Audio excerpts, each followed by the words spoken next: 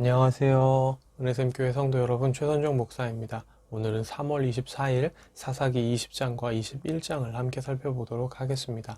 그러면 바로 1단계 본문 내용 파악하기를 시작하도록 하겠습니다.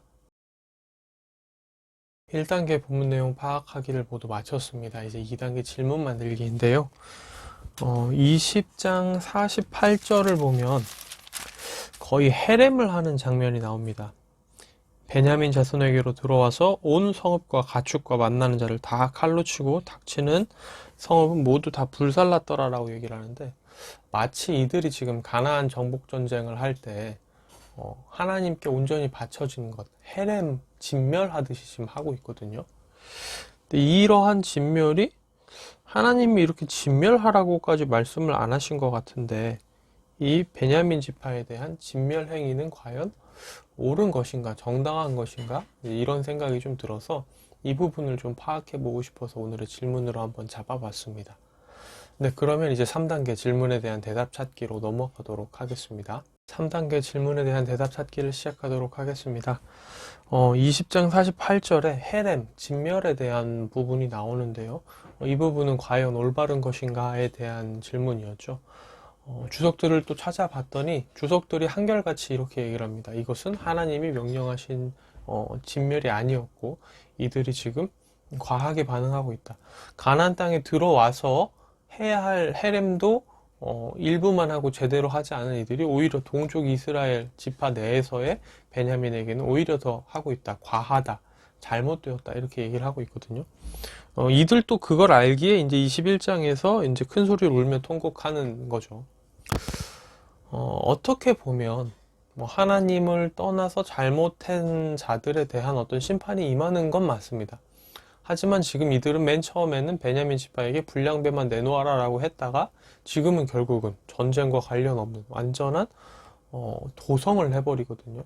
다 죽여버리고 진멸을 해버리고 있습니다.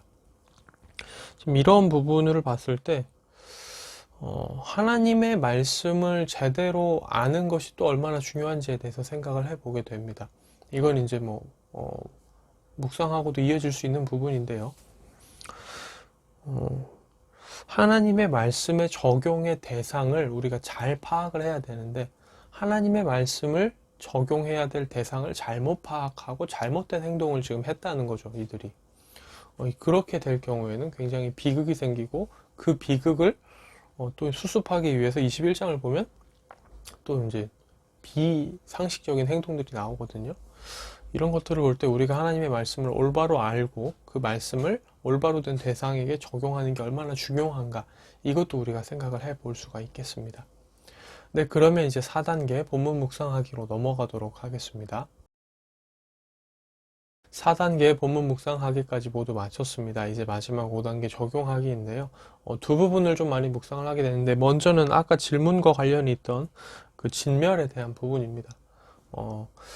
아까도 이제 질문에 대한 대답 찾기를 하면서 많이 나누었었지만, 우리가 하나님의 말씀을 제대로 적용해야 할 대상을 구별해야 됩니다. 예를 들어서 이웃에게 해야 되는 것과 원수에게 해야 되는 행동은 다릅니다. 그런데 그거를 거꾸로 한다든지 혹은 원수에게 하지 말아야 할 행동을 원수에게 한다든지 이웃에게 하지 말아야 될 행동을 이웃에게 한다든지 이러면 좀 문제가 생기는 거죠. 물론 예수님께서는 원수까지도 사랑하라 라고 말씀하셨지만 분명히 또 성경에서는 믿는 가정, 그러니까 우리 영적인 형제들에게 더 해야 될 것에 대해서 얘기를 하기도 하거든요. 그러니까 더 해야 될 일이 있음에 대해서 또 얘기를 하고요. 그리고 성도의 교제라는 것은 사실 안 믿는 사람, 특별히 안 믿는 원수하고는 할 수가 없는 거잖아요. 그러니까 이 성도의 교제라는 것은 믿는 크리스찬들 사이에서 이제 같이 이루어져야 되는 건데, 이것처럼 우리가 무언가 말씀을 적용할 때도 그 말씀을 올바로 적용해야 될 대상을 잘 구별해야 된다는 거죠.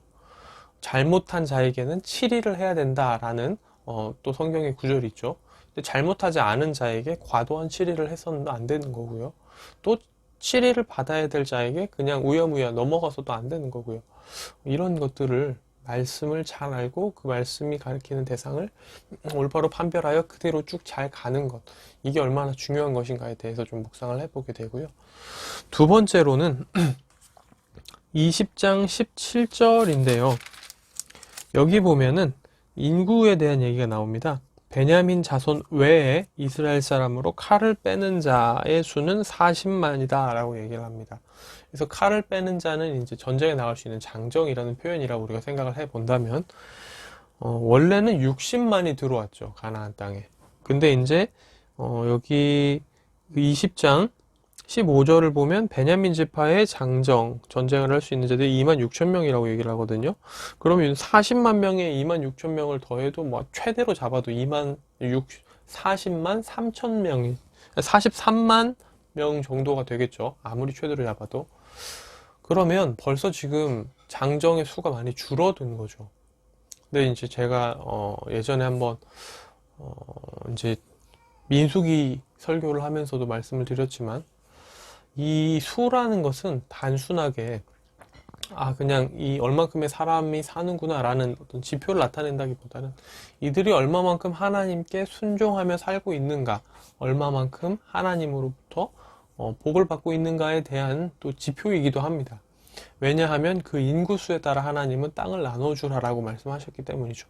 지금은 이미 땅이 분배가 되었지만, 그렇다고 해서 땅 분배를 기점으로 그 사람의 수가 하나님의 어떤 순종과 아무런 상관이 없는 것은 아닙니다.